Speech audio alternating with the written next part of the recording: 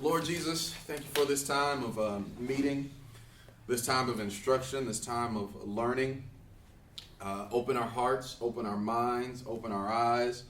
Help us to be able to understand these principles that will ultimately allow us to rightly divide the word of truth. Father God, let this time of study enrich our spiritual lives so that we can glean the right interpretations from the passages that we read in Scripture. We love you. We praise you. In Jesus' name, amen. Amen. All right, so everybody have a handout? Now, it's a lot tonight. Remember I said we're getting into the nuts and bolts, the meat and potatoes. The first two, the first three. Was the first three? We had two or three? Two.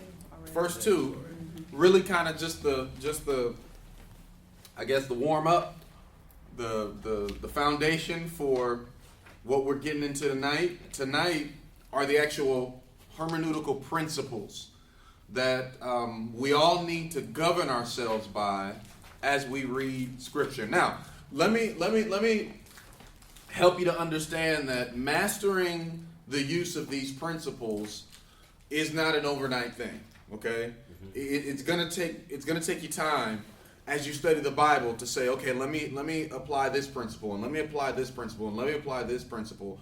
The best way to do it is one principle at a time. Okay, in other words, you might want to take a week and just focus on, the literal principle, where when you study Scripture, you're trying to flesh out what the text literally means, and then once you go from there, then you go to the next principle. But the longer you do it, the more you'll train yourself, and it'll get to the point where as you read Scripture, you're just doing these things automatically. Okay, it's just like any skill.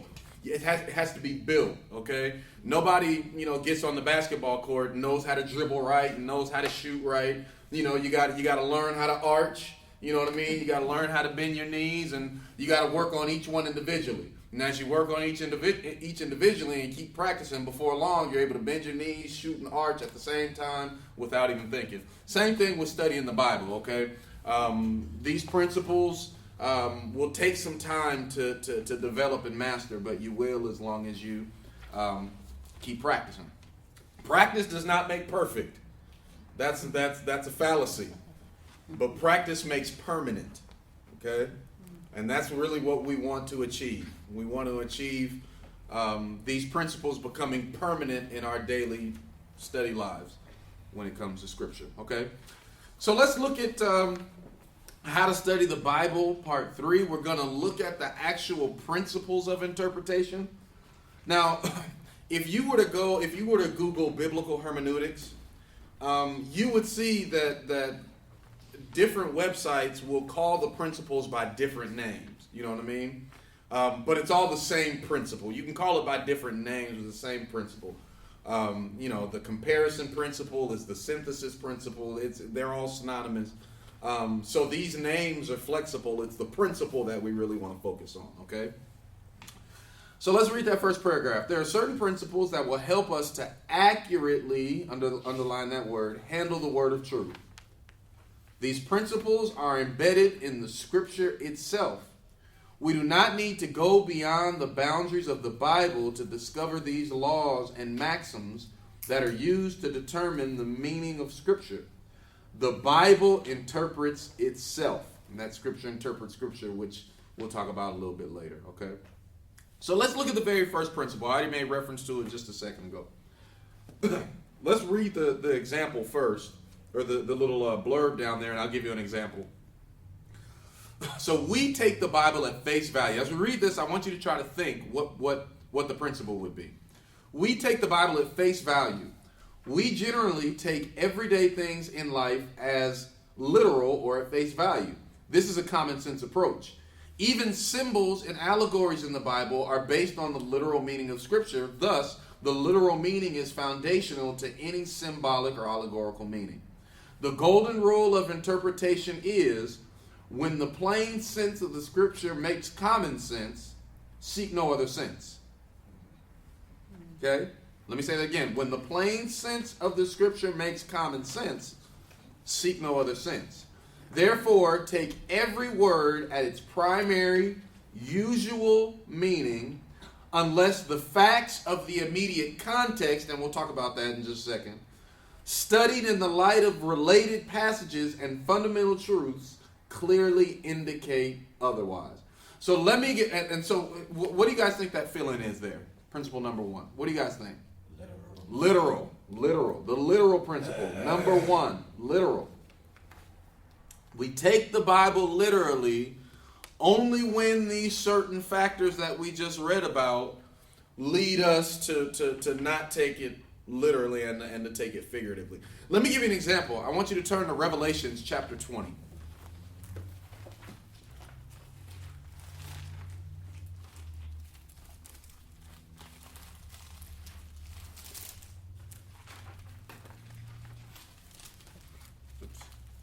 Revelations chapter 20 is a particularly hard passage a hard book, The book of Revelations is generally a hard book to interpret because it's written in what's called apocalyptic literature, which means that it's written in signs and symbols and it's not written like the book of Romans. You know what I mean? It's written in signs, symbols, apocalyptic literature. And so a lot of these signs and symbols have to be interpreted, right? So the devil is not literally a dragon, but that's how he's portrayed in the book of Revelations. So, understanding symbolism and being able to link Revelations with the book of Daniel and with the book of Ezekiel, it helps us to understand the symbolism. So Revelations is one of the most misinterpreted books in the Bible because of the way that it's written. And because pretty much it was a vision that John was receiving. And John was just writing down what he saw in the vision and what he heard the Lord say to him in the vision. Okay? So, with that in mind, as we look at Revelations, we have to be able to understand a lot of it is symbolism, a lot of it is symbolic. We have to be able to, employ some different hermeneutical principles to reach the meaning behind the text. But there are some things in Revelations that we can just take at face value. And one of those things is in Revelations chapter 20, verse 6. Okay? It says, "Blessed and holy is he who has part in the first resurrection. Over such the second death has no power. But they shall be priests of God and of Christ, and shall reign with him." How long? 1,000 years. Reign with who? How long? Christ. Is that what it says? Mm-hmm. Okay.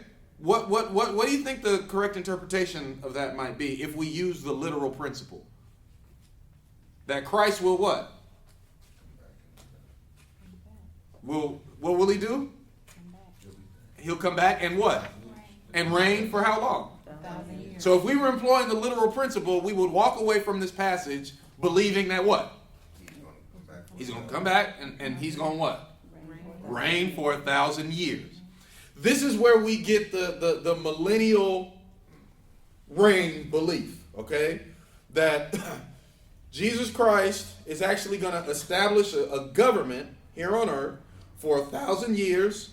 This is end times, it's all eschatology, but we believe that this is literally going to happen, that for 1,000 years, Jesus Christ will rule and reign on earth. During those 1,000 years, Satan will be bound. He will not be able to trick us and scheme us. It'll be virtually heaven on earth, paradise on earth, and it's a literal 1,000-year reign based on Revelations chapter 20, verse 6. This is what people that believe in a pre-tribulationist view of the end times believes, that this is literal, this is actually going to happen.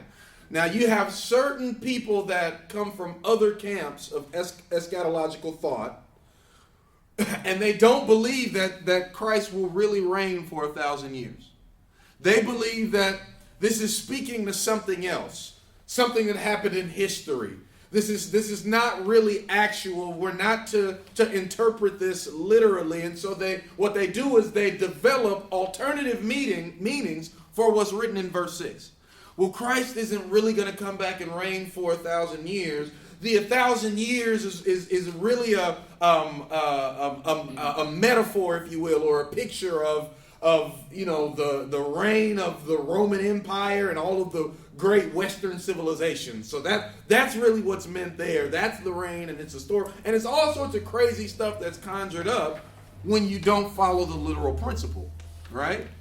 But a literal reading of the text suggests that Christ is going to come. He's going to establish his kingdom here on earth and reign for 1,000 years. And the reason why we believe that is because where in the text does it suggest that we shouldn't take that literally? Look at the context. Look around it.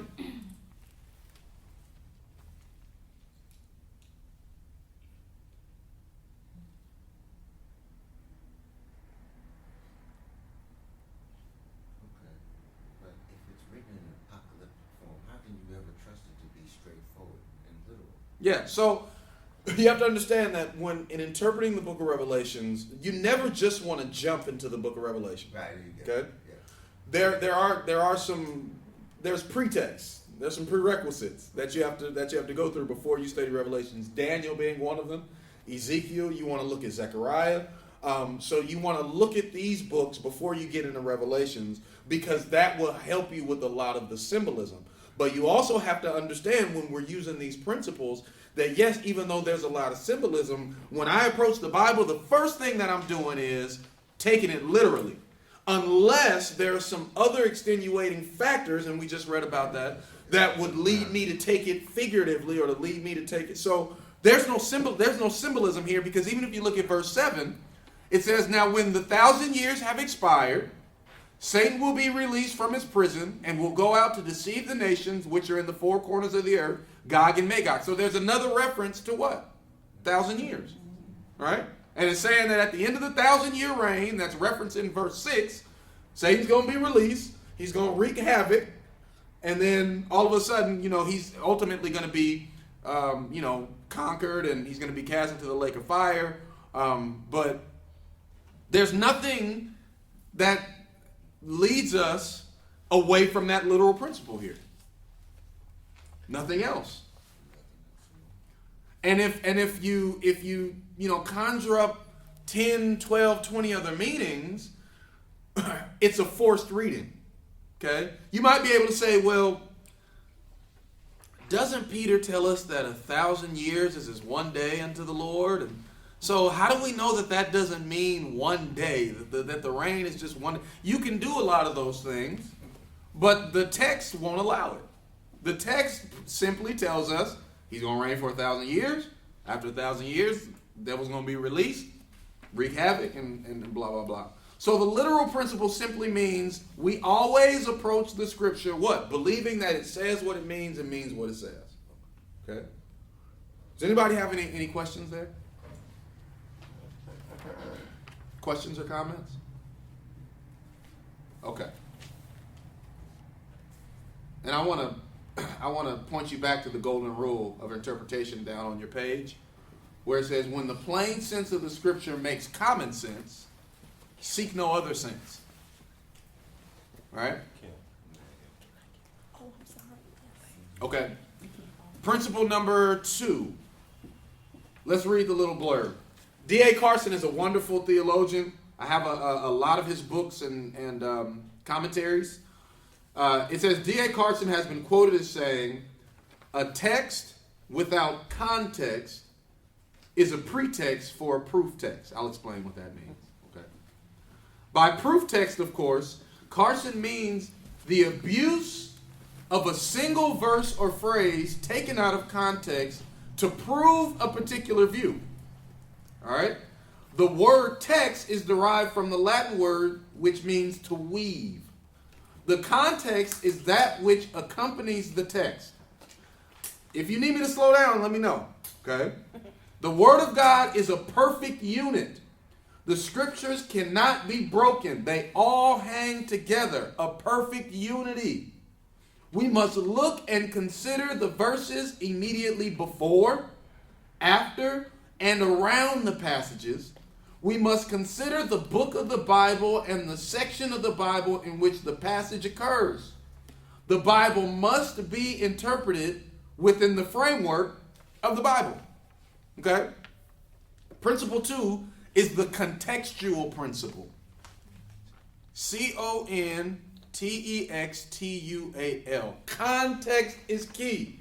D.A. Carson says a text without context is a pretext for a proof text. What he's saying is, if you do not have the context, what you're doing is you're setting up a framework to develop a doctrine or a belief that's just false. Let me give you an example. Turn to Colossians chapter 1. And if you have any Jehovah's Witness friends or family members, you might want to dog-ear this. Colossians.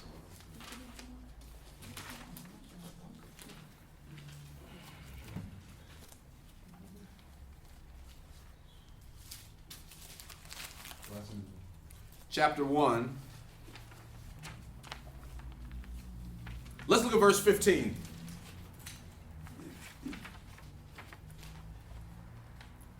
Now, this is one of the most used scriptures by Jehovah's Witnesses to try to disprove the Trinity. Okay? To try to disprove the reality that Jesus Christ is God. Okay? Verse 15, it says, He, talking about Jesus, is the image of the invisible God. Okay? The firstborn over all creation. So what they will do is they'll point to that word firstborn over all creation. And they'll say, see, this proves that Jesus Christ was created.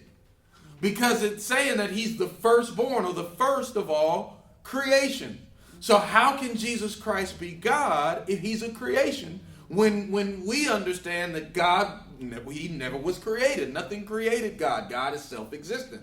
So they will point to Colossians chapter 1 verse 15 and they'll say, see, look, you're crazy for believing in this doctrine of the Trinity because Jesus Christ is not God. He's a creation of God. He's the firstborn over all creation. Seems like it makes sense too, doesn't it? Seems like it kind of, okay, well, that face value that does kind of. And this is why a whole lot of people that, aren't really rooted in the Word will study with Jehovah's Witnesses, and all of a sudden, a month later, they become Jehovah's Witnesses. Because they'll throw some stuff at you, and you'll be like, wait, hold up, yeah, you know what? I never really looked at it. Until you employ the contextual principle, okay? What did I just do just now? I took you to one verse in an entire chapter, and I built an argument against the doctrine based on one verse. But let's back up a little bit and let's go to verse 9. Okay? For this reason we also, since the day we heard it, do not cease to pray for you and to ask that you may be filled with the knowledge of his will in all wisdom and spiritual understanding, that you may walk worthy of the Lord, fully pleasing him, being fruitful in every good work and increasing in the knowledge of God, strengthened with all might, according to his glorious power, for all patience and long suffering with joy, giving thanks to the Father who has qualified us to be partakers of the inheritance of the saints in light.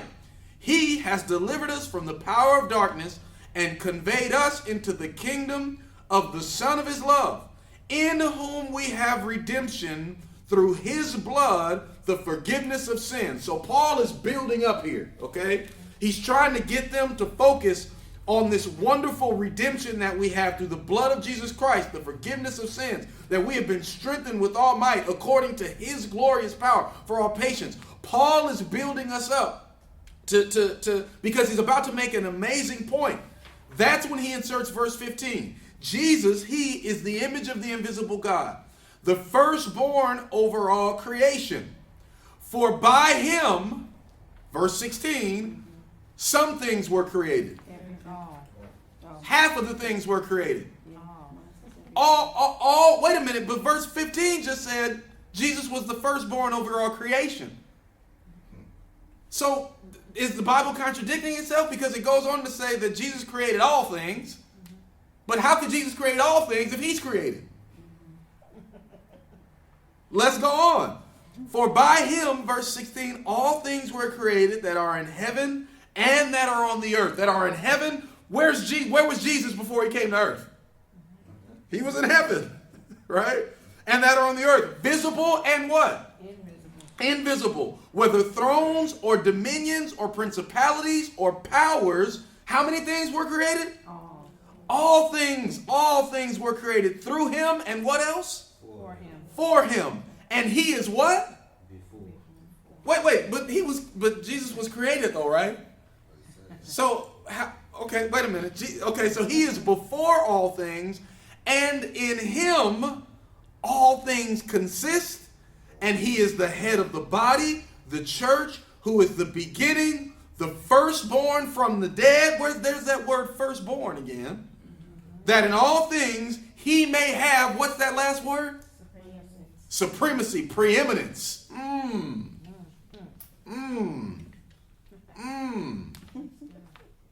So there's a problem when I only take verse 15 and use that as a proof text against the doctrine. There's a problem because I don't look at the rest of the scripture, because obviously the rest of the passage is placing Christ as the creator of all things, as the one that all things is sustained by, and as the one who was before all things. Now, in just a minute, we're going to get to what firstborn is all about, okay?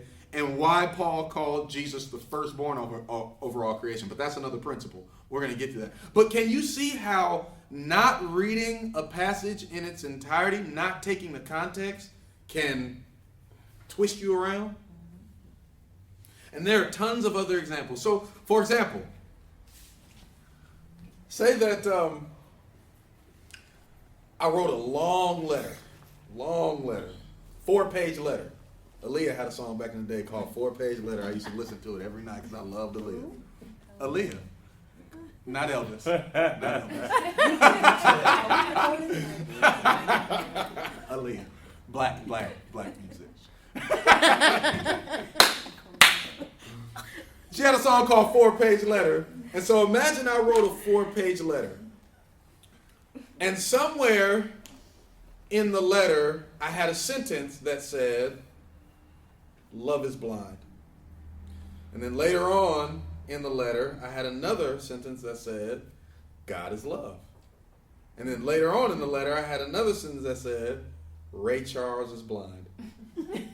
Right. Ray Charles is God. Right. When you don't read it in context, you just, let's just Ray Charles. I have a funny story. This is just a sidebar. I was driving. I forget where we were. This is back when I lived in California, and we were somewhere around the Baldwin Hills area. I was with my cousin, and we were driving, and we looked over, and it was Ray Charles in the car next to us. His driver, and Ray Charles in the car next to us. And I was like, "That's Ray Charles. That's Ray Charles." And I started to wave like Ray Charles. Ray Charles. They drove up. I was like, he didn't even wave at me. My cousin was like, they can't see. So that'll let y'all know that I'm a little special. I got mad at Ray. He didn't wave at me. Ray didn't wave. I was hurt. Anyway. All right. So you see now why context is so important. All right. Number 3. Let's read it. We may rest assured that God did not reveal an important doctrine, and I've talked about this before. God did not reveal an important doctrine in a single ambiguous passage. All essential doctrines are fully and clearly explained either in the immediate context or somewhere else in the Bible. This principle is best illustrated by what is known as topical Bible study. There are 2 essential rules for applying this principle, and I'm going to tell you what it is in just a second. Number one, the context of the two passages must be the same. And two, the plain passage must be used to guide our interpretation of a less clear passage, not the other way around. So you understand what that means? So that when you're interpreting Scripture and you're looking, at the Bible in its entirety, and you're studying a doctrine, you don't use the less clear passage that you're reading to validate or to prove the most clear passage. You understand what I'm trying to say? You take the one that's most clear and that's most able to help you to apply it literally or accept it literally, and you use the one that's most clear to understand the one that's less clear. This is called the Scripture interprets Scripture principle. And you've probably heard me say that you try Scripture by Scripture.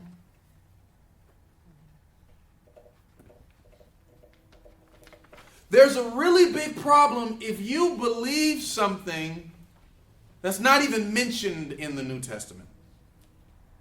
There's really a big problem if you hold fast to some idea or opinion as gospel truth when the New Testament is silent on the subject.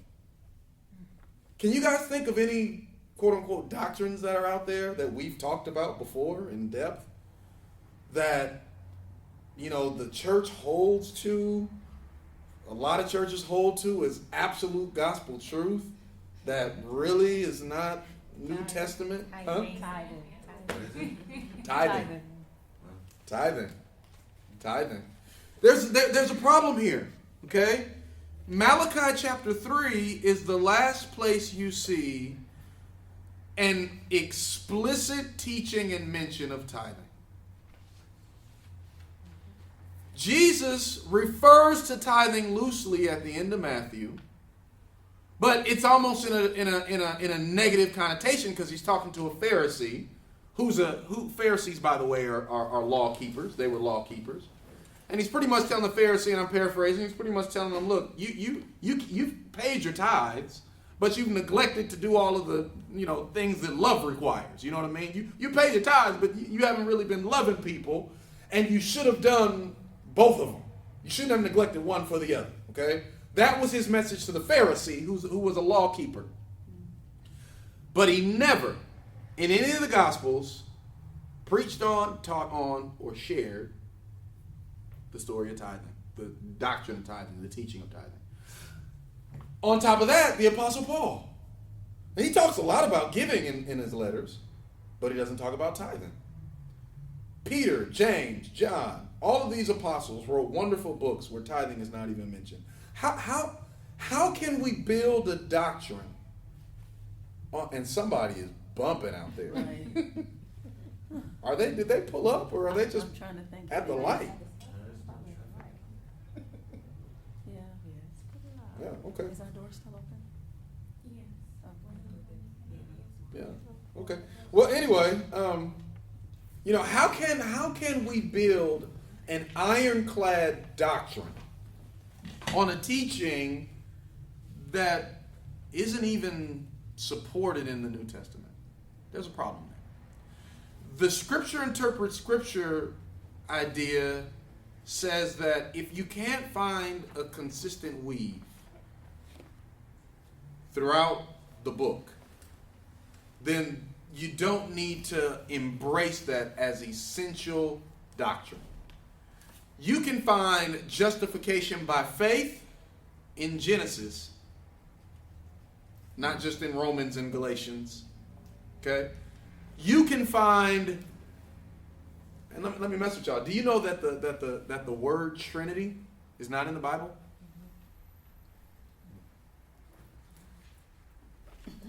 So why do we believe it? It's just the three. But why? Because in the beginning, Okay. history. History. Okay. It's written. Huh? He said Emmanuel. It's written, yeah. So that it's just the Trinity is just like I'm an uncle, I'm a father, and I'm somebody's cousin. Right. It's showing us three. So he is God. Okay. He was Emmanuel, God incarnated as man. Okay. Because he put all the God he could fit into a body and came down here. Mm-hmm. Did a good job too. And then you have your third, but they're all, all three. Okay. So is the Trinity But you'll never find the word Trinity in the Bible. So why do we use it if it's not a biblical word? Because it's an American word. I don't know, man. I don't know who made it up, I guess. Yeah. Go ahead, Crystal. I was just gonna say it's proven from Genesis Absolutely. and also in John as well, John 1. So it's Old and New Testament. You can find this doctrine. Let me show y'all something. This is gonna blow your mind. Genesis, chapter 1.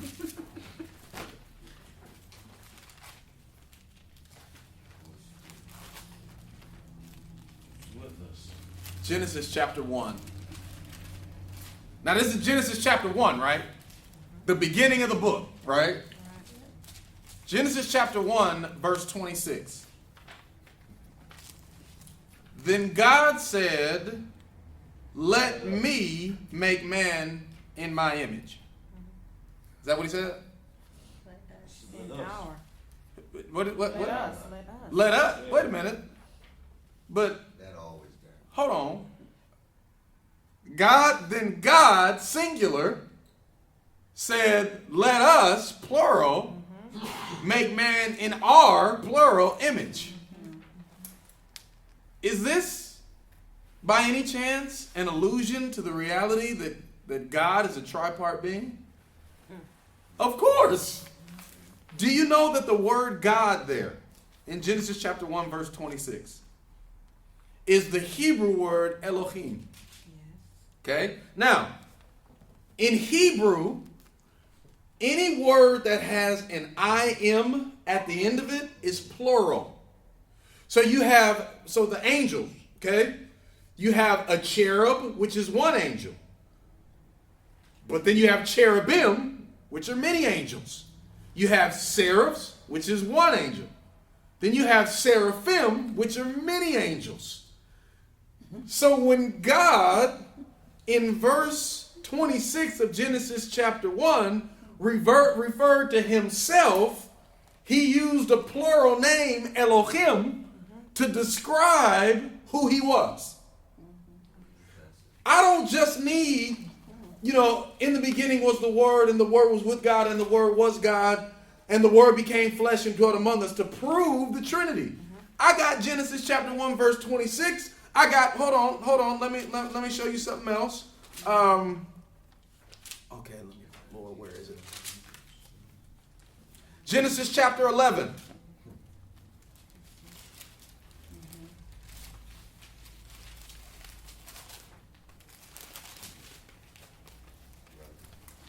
Genesis chapter 11, verse 5. But the Lord, singular, came down to see the city and the tower which the sons of men had built. And the Lord, singular, said, "Indeed, the people are one, and they have one language. And this is what they begin to do. Now nothing they propose to do will be withheld from them." Verse 7. "Come, let Us. Go down, confused as well. let us." Who's he talking to? What else he made? I always know what else he made. Yeah, that's the.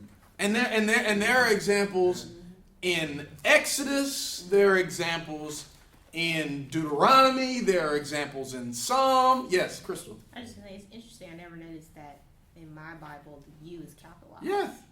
Yeah. The U is capitalized. Yep. Now it won't be capitalized in every Bible because some Bibles they might not use red letter, or they might not capitalize, when God is referring to himself. But most Bibles will capitalize whenever God is referring to himself or whenever God is spoken of. Yep. Can I read That's something? kind of. Yes, go ahead. This particular internet search says this: the doctrine of the Trinity is interwoven throughout the entire working book of the Old Testament. It is not merely found in a discrete passage or proof text here and there. For example, from the beginning to the end of the Old Testament, plural nouns pronouns, verbs, adverbs, and adjectives Yep. are regularly used for God. And Let me show y'all something else. Were you done? I'm sorry. yeah, this is very, Deuteronomy. chapter 4. And we're kind of laboring on this, but this is good.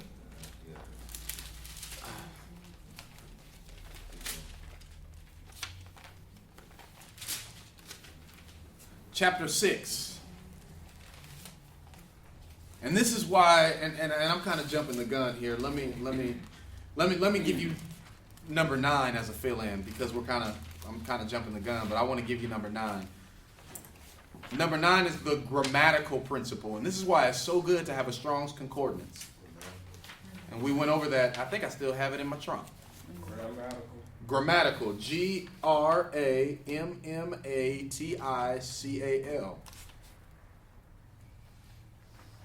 And it says the Bible was originally written in 3 languages, Hebrew, Aramaic, and Greek. While we have several highly accurate translations of the Bible in English, all translation involves a certain amount of interpretation on the part of the translator. Thus, the study of word meanings, grammar, and syntax of the original languages is important for a proper understanding of Scripture. This doesn't mean that every student of the Bible must learn Hebrew or Greek. There are a number of tools available, lexicons, Bible dictionaries, detailed exegetical commentaries, that can provide a deeper understanding of crucial passages, okay? So now we're going to employ the grammatical principle to kind of substantiate the scripture by scripture principle to understand this doctrine of the Trinity. Deuteronomy chapter 6, verse 4. Hear, O Israel, the Lord our God is one. Stop right there. Now, that doesn't seem to suggest a trinity or a triunity, right? Because it just says the Lord our God is one, right? Until you employ the grammatical principle. See, this is why hermeneutics is so important. Because you get to a passage like this and you're trying to use the scripture by scripture principle to study the Trinity. So you've gone to Genesis chapter 1 and you validated it there. You've gone to Genesis chapter 12, you validated it there. You've gone to Genesis, now you're in Deuteronomy chapter 6 and you're stuck. Hear, O Israel, the Lord our God is one. This is when you grab your Strong's Concordance and you look at that word one in the Hebrew. Okay? And you discover that in the Hebrew is a more complex language than the English. Okay? In English, if we said the word one, it means one. You know what I mean? Right. But in Hebrew, there are many different words to explain different things. So in Hebrew, the word one has 2 different words.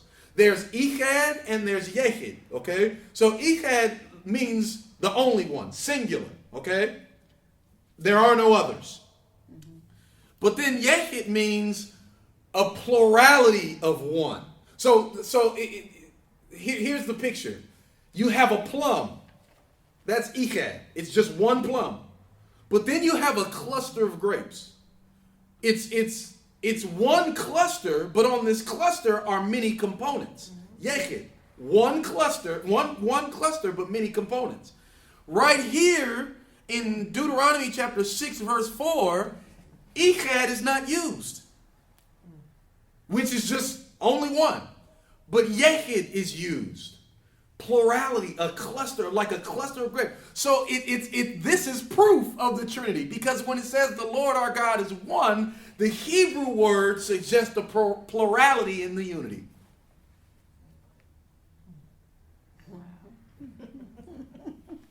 Can you say those 2 words again? Echad, E-C-H-A-D, and Yechid, Y-A-C-H-I-D. And you know in Hebrew they got the... I thought you was a whole other one. Hey. Can you say it again? Yechid. Means 3. That's interesting. It means singularity with plurality. So the best way to describe it is like the image that I gave you. Plum would be Echad. Cluster of grapes would be Yechid. Yes. I have a question. Yes. You said those 2 words, I'm not going to repeat them. The other one refers to the Lord alone. Like God is just one, right? And then one of them refers to the plurality Right. of God. Right. It's interesting because me and hers Bible interpretation actually goes to the other word saying the Lord is one means the Lord alone. There's only one God. Yeah, so what this scripture is conveying is not that there's not one God, because there is one God. Right. But this scripture is conveying that this one God is a plurality. So that's not wrong. There's no contradiction. See, the thing about the Trinity, it's if any human being ever said that they fully understood the Trinity, then you would have to add that person to it. Okay? Because the reality is his thoughts are above our thoughts, his ways are above our ways. So we're not going to be able to fully wrap our mind around this reality of God, because we're talking about the essence and the person of who God is. Okay? But it's not a contradiction to say God is one, yet he's three. Why is it not a contradiction? When it sounds like a total contradiction. Why? Well, because the Bible, all throughout Genesis to Revelations, gives us if God is not a three-part being, then the Bible is schizophrenic. It just is. And I mean, we can spend all night, one growth night we will, just talking about the Trinity. And Trinity is actually not a word that you want to use when, say, you're talking to a Jehovah's Witness. There's a better word that you want to use. Colossians. Turn to Colossians.